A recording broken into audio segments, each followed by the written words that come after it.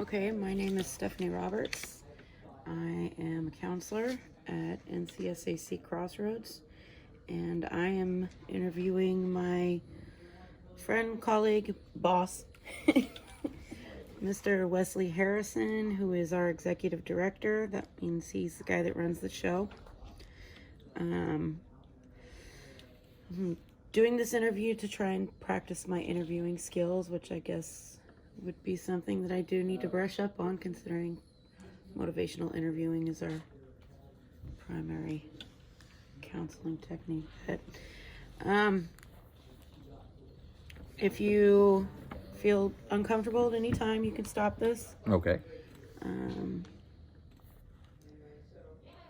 Okay, so let's just go ahead and start with the first question.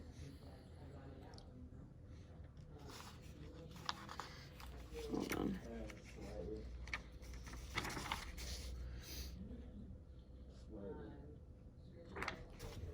All right, so being that you're the executive director here, what is it that brought you to that place?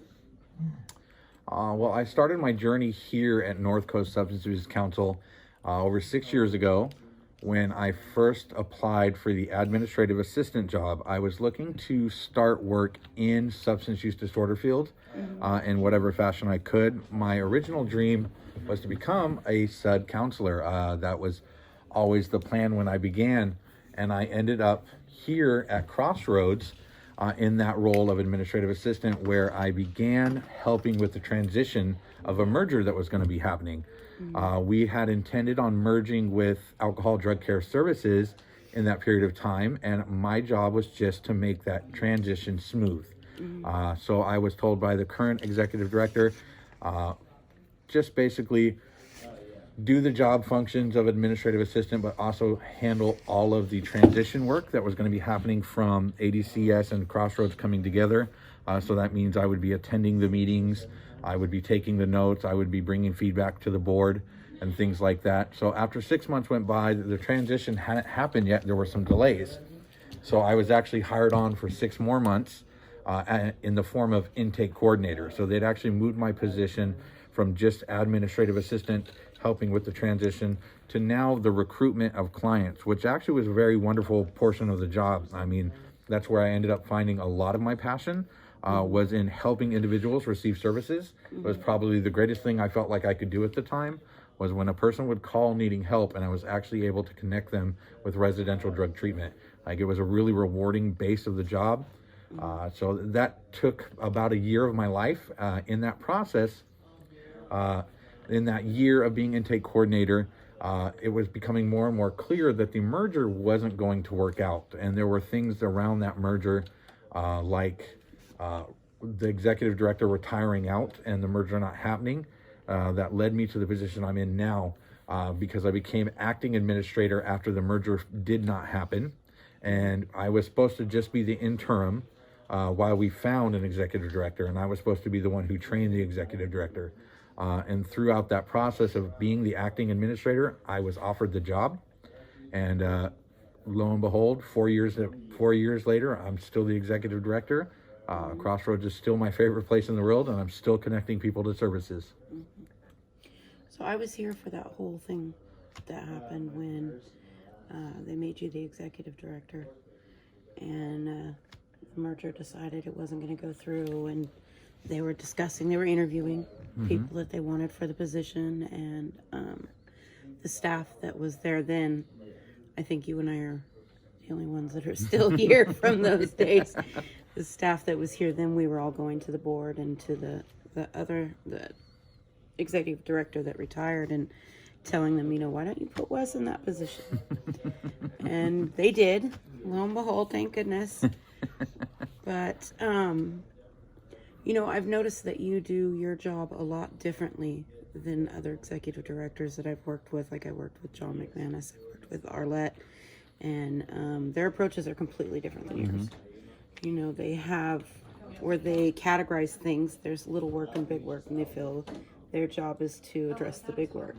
You don't put anything in categories.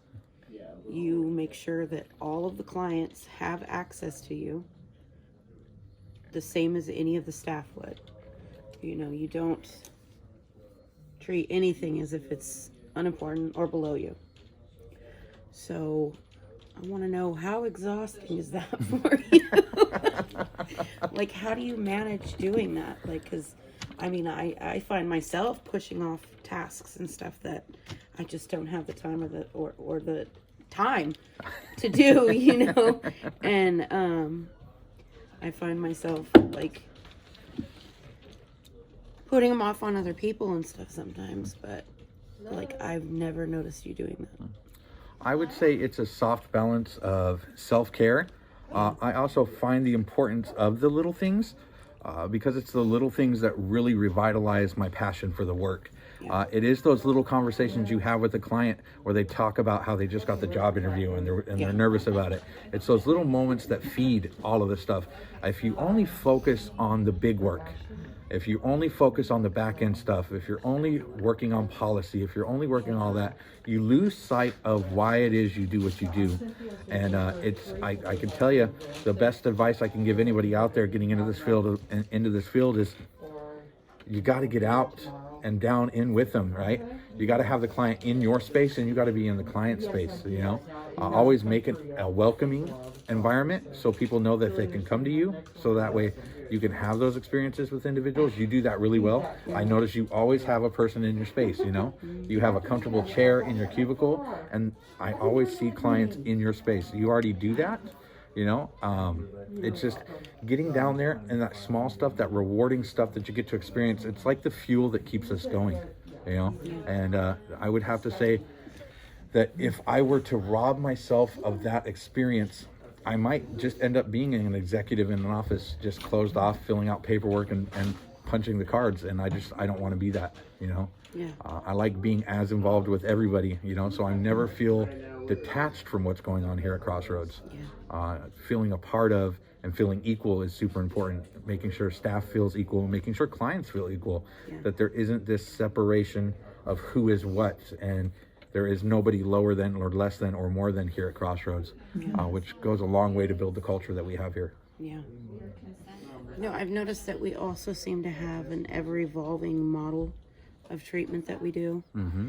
And the thing that I think most attracted me to coming to work for Crossroads was when we were going through all the paperwork and I saw the treatment plan, the individualized treatment plan, which was something that I hadn't seen at any of the other programs. And it was actually a reason why I clashed heads with other places, because I felt like this was something that was so needed. And I feel like that whole aspect of the treatment plan, we've built on that. We've built so much around that.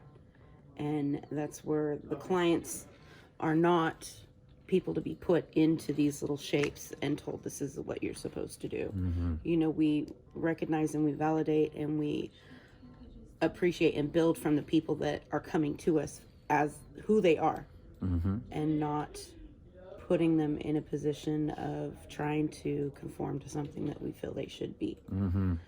But I think that in itself is like a reason, like, we have some really fantastic and phenomenal success, and those successes are with people that